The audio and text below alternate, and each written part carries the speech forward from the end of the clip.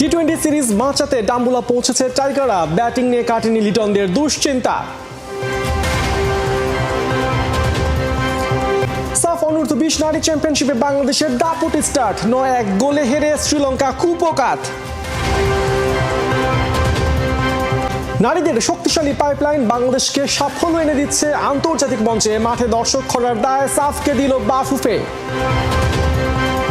হতাশা সঙ্গী করে ক্যান্ডি থেকে ডাম্বুলা পৌঁছেছে টাইগাররা, সিরিজে টিকে থাকতে ডাম্বুলায় জয়ের বিকল্প নেই লিটন দাসদের, বড় দুশ্চিন্তা ব্যাটিং নিয়ে। সিরিজের দ্বিতীয় ম্যাচ রবিবার সন্ধ্যায়।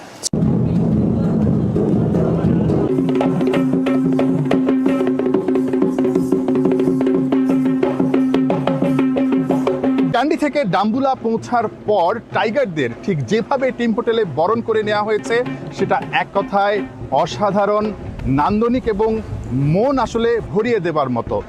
বাংলাদেশ দল ক্যান্ডি থেকে যখন ডাম্বুলা আসছিল তখন প্রায় 2.5 ঘন্টার পথ পাড়ি দিয়ে এসেছে, কিন্তু সেখানে অলমোস্ট প্রায় 5 ঘন্টা সময় লাগিয়েছে। মাঝখানে নামাজের বিরতি ছিল, জুমার বিরতি, পাশাপাশি খাবার দাবার অর্থাৎ দুপুরের লাঞ্চটা তারা সেরেছেন, পাশাপাশি সাইট সিং অর্থাৎ রাস্তায় আসার পথে যে ধরনের সৌন্দর্যগুলো আছে তারা সেগুলো দেখতে দেখতে এসেছেন একটু সময় নিয়ে। খুব স্বাভাবিকভাবেই তাদের মনটা ভালো থাকার কথা না, এবং টিম হোটেলে এই ধরনের রিসিপশন দেওয়ার পরও আমরা দেখেছি ক্যাপ্টেন লিটন কুমার দাস, মেহেদী হাসান মিরাজ, তাসকিন আহমেদ কাউকেই আসলে খুব বেশি উৎফুল্ল মনে হয়নি। সবার মন খারাপ। যারা এখানে আসলে রিসিপশনের দায়িত্বে ছিলেন তারা ফুল দিয়ে আসলে অভ্যর্থনা জানাচ্ছিলেন। ক্রিকেটারদের ম্যাক্সিমামই আসলে সেই ফুলটা আসলে নেননি আমরা দেখেছি, কারণ খুব স্বাভাবিকভাবে আনমনা কিংবা মন খারাপ। বাংলাদেশ দল আগের রাতে যেভাবে হেরে গেছে সেটা নিঃসন্দেহে বাংলাদেশ এখনও ওই ধাক্কাটা ভুলতে পারছে না। ডাম্বুলায় বাংলাদেশের জন্য আসলে সিরিজে সমতা আনা বা কামব্যাক করার একটা ম্যাচ বাই ম্যাচ পরিকল্পনা করা হচ্ছে না, হলেও সেটা কাজে লাগানো যাচ্ছে না। সবারই প্রতিভা আছে, কিন্তু রহস্যময় কারণে বাংলাদেশ ক্রিকেট দলের সেসবের কিছুই কাজে আসছে না তেমন। টেস্ট আর ওয়ানডের পর এখন সেই চিত্রই ফুটে উঠেছে আরও একবার। সর্বাঙ্গে যার ব্যথা, সেটার সমাধান হবে কি করে? প্রতিপক্ষ বোলারকে তাদের কিভাবে সামলাতে হবে, ব্যাটিংই বা করবেন কারা, কার পরে কে নামবেন, তখন বোলিংয়ে কাকে রাখতে হবে, এমন হাজারো পরিকল্পনা সাজাতে হয় কেবল একটা ম্যাচের জন্য। ক্রিকেটকে তাই বলে দ্য গেম অফ অ্যানালিসিস। কিন্তু শ্রীলঙ্কার বিপক্ষে টি-20 সিরিজটা শুরু করার আগে টাইগাররা কি অ্যানালাইসিস করেছে কে জানে। ওপেনার তানজিদ তামিমের সাথে পারভেজ হোসেন ইমন, তারপরেই ক্যাপ্টেন লিটন কুমার দাস। এই পর্যন্ত ঠিকই ছিল, কিন্তু কি মনে করে টাইগার ব্যাটিং অর্ডারের 4 নম্বরে নামানো হলো নাইম শেখকে, সে এক রহস্য।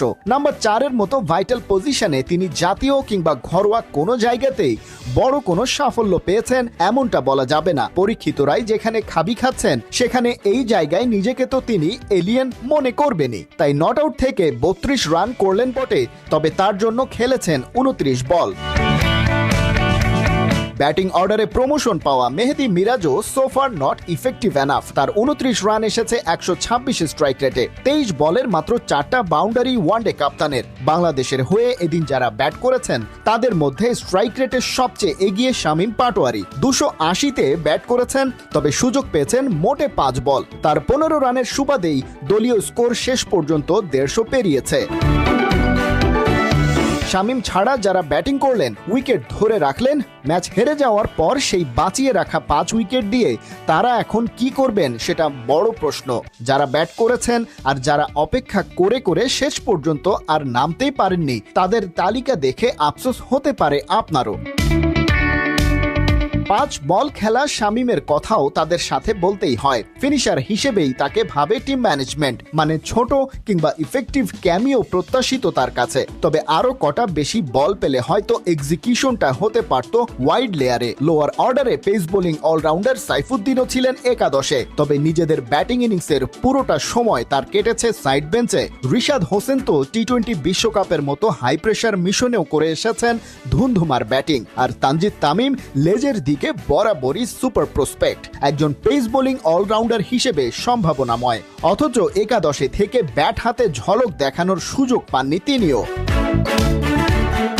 এই সবই মানা যেত যদি ফুল টাইম ব্যাটাররা ক্যান্ডির উইকেট থেকে জয়ের জন্য যথেষ্ট রান আদায় করে নিতে পারতেন। সেটাও হয়নি, তারা উইকেটেও স্যাটেল হতে পারেননি। দিন শেষে বাংলাদেশের সঙ্গী শুধুই হতাশা। সেটা আরো বাড়িয়ে দিচ্ছে আরেকটা পরিসংখ্যান। বাংলাদেশ দলের নিকট অতীত বলছে তারা ওই অতীত থেকে খুব একটা শিক্ষা গ্রহণ করতে পারছেন না। জিততেই যেন ভুলে গেছে বাংলাদেশ ক্রিকেট দল, বিশেষ করে ছোট ফরম্যাটে টানা 6 ম্যাচে হার, একদম নীরব ক্যাপ্টেনের ব্যাট। দলনেতা যেন দলের বোঝা হয়ে যাচ্ছেন। উইলোর ঝড় তুলতে পারলেই কেবল উড়ে যাবে সব সমালোচনা।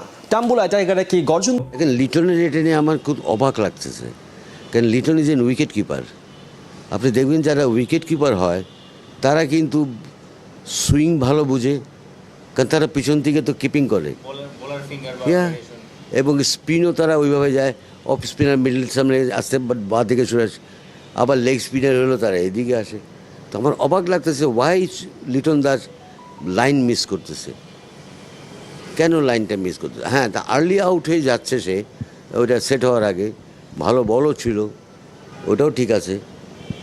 তো আমার মনে হয় এটা লিটনকে কেউ একটু লিটনের সঙ্গে কথা বলা উচিত। একদিন ভালো খেলবে, 5 দিন খেলবে না। উই ওয়ান্ট সামবডি যে কনসিস্টেন্টলি তাকে ভালো করতে হবে। নিজে শেষ ওভারে ছক্কা খেয়ে ম্যাচটাই হারিয়ে দিতে বসেছিলেন খালেদ আহমেদ। শেষ 2 বলে জোড়া উইকেট নিয়ে টাইগার পেসার করলেন দারুণ এক কামব্যাক। টোটাল 4 উইকেট নিয়ে হলেন player of the match. Rangpur Riders জিতল 8 উইকেটে। প্রভিডেন্সে বাংলাদেশ সময় সকালে গ্লোবাল সুপার লিগে নিজেদের প্রথম ম্যাচে গায়ানা অ্যামাজন ওয়ারিয়র্সের বিপক্ষে প্রথমে ব্যাট করতে নামে নুরুল হাসান সোহানের রংপুর। 5 উইকেটে স্কোর বোর্ডে তারা তোলে 162 রান। ওপেনার সৌম্য সরকার করেন 36 বলে 35 রান। কাইল মায়ার্স দলের হয়ে সর্বোচ্চ 31 বলে 44 রান করেন। শেষ দিকে ইফতিখান আহমেদের ঝড়, তার 21 বলে 34 রানের ইনিংসে 163 রানের টার্গেট দেয় রংপুর। গায়ানার হয়ে ওপেনার জনসন চার্লস খেলেন 28 বলে 40 রানের এক ইনিংস। মঈন আলীকে 27 রানে ফেরান রংপুরের তাবরিজ শামসি। মিডল আর লোয়ার অর্ডার সুবিধা করতে না পারায় ইমরান তাহিরের গায়ানা গুটিয়ে যায় 154 রানেই। উদ্বোধনী ম্যাচে শ্রীলঙ্কাকে উড়িয়ে দিয়েছে বাংলাদেশের মেয়েরা। সাফ অনূর্ধ্ব 20 নারী চ্যাম্পিয়নশিপে লঙ্কানদের বিপক্ষে 9-1 গোলে বিশাল জয় আফিদা স্বপ্নের রানীদের। জোড়া গোল করেছেন মুনকি আক্তার, হ্যাট্রিক পূরণ করেছেন সাগরিকা। ডমিনেটিং ফুটবলে 3 পয়েন্ট আদায় লাল সবুজদের। বাংলাদেশের পরবর্তী ম্যাচ 13 জুন, প্রতিপক্ষ নেপাল। 7-8 গোলের নিচে যেন বাংলাদেশের চলেই না, আর সেটা 9 হলে তো কথাই নেই। এশিয়ান কাপের বাছাই পর্ব হোক কিংবা সাব চ্যাম্পিয়নশিপ, প্রতিপক্ষের জালে আফিদেরা যেভাবে 2 হালি করে গোল দিচ্ছেন তাতে তো এখন এমন কথা বলাই যায়। মঞ্চটা সাফ অনূর্ধ্ব 20 নারী চ্যাম্পিয়নশিপের। কিংস এরেনায় উদ্বোধনী ম্যাচে বাংলাদেশের প্রতিপক্ষ শ্রীলঙ্কা। যে সময়টায় বাংলাদেশের ক্রিকেটাররা লঙ্কায় খাবি খাচ্ছে, ঠিক একই সময় বাংলার মেয়েদের সামনে ওদেরই বয়সভিত্তিক ফুটবল দল। তাই খেলায় উত্তেজনাটাও একটু বেশি। লিটন মিরাজদের হারের বদলা ফুটবল দিয়ে মেটানোর চেষ্টা। ম্যাচের মাত্র 1.5 মিনিটেই লাল সবুজদের ডেরায় উৎসব। স্বপ্নরানীর অসাধারণ ফ্রি কিক, তাতে প্রথম লিড স্বাগতিকদের। শুরুর ধাক্কা সামলে ওঠার আগেই লঙ্কান জালে বিপদ। মুনকি আক্তারের গোলে ব্যবধান দ্বিগুণ বাংলাদেশের। এরপর একের পর এক আক্রমণ, দিশেহারা অতিথিরা। এরই মাঝে 2-2বার শ্রীলঙ্কার জালে অফসাইডে বাতিল হয় 2টি গোল। অবশ্য তাতে থামানো যায়নি লাল সবুজদের। প্রতিপক্ষের রক্ষণ ভাগের দুর্বলতা কাজে লাগিয়ে তৃতীয় গোল আদায় করে নেন সাগরিকা। 3-0 গোলে এগিয়ে বিরতিতে যায় বাংলাদেশ। বিরতি থেকে ফিরেও রেহাই মেলেনি লঙ্কান মেয়েদের। 5 মিনিটের মাথায় আরো 2 গোল হজম করে তারা। গোল উৎসবে মাতে কিংস এরেনা। একের পর এক গোলে বিপদ কাটিয়ে ওঠার বদলে কোন ঠাসায় 20 না পেরোনো শ্রীলঙ্কার মেয়েরা। 59 মিনিটে হ্যাটট্রিক পূরণ করেন সাগরিকা। 7-0 এগিয়ে বাংলা। দলের সবাই যখন গোল উৎসবে মাতছেন, তখন নিজেকে সে তালিকা থেকে বাদ রাখতে পারেননি রূপা আক্তার। 85 মিনিটে প্রতিপক্ষের জালে 2 হালি গোলের মাহেন্দ্র খন্টা পূরণ করেন এ মিডফিল্ডার। এত গোলের মাঝে লঙ্কান ডেরায় খানিকটা স্বস্তি খেলার অতিরিক্ত মিনিটে। জাসোথারানের অন টার্গেট শটে প্রথম গোলের দেখা পায় শ্রীলঙ্কা, তবে তাতে খুব বেশিক্ষণ আনন্দ করার সুযোগ মেলেনি তাদের। 94 মিনিটে শান্তি মার্দির গোলে নবম গোলের দেখা বাংলাদেশের। শেষ পর্যন্ত 9-1 গোলের বিশাল জয় নিয়ে 3 পয়েন্ট আদায় করে মাঠ ছাড়ে বাঘিনীরা। বাংলাদেশের পরবর্তী ম্যাচ নেপালের বিপক্ষে রবিবার।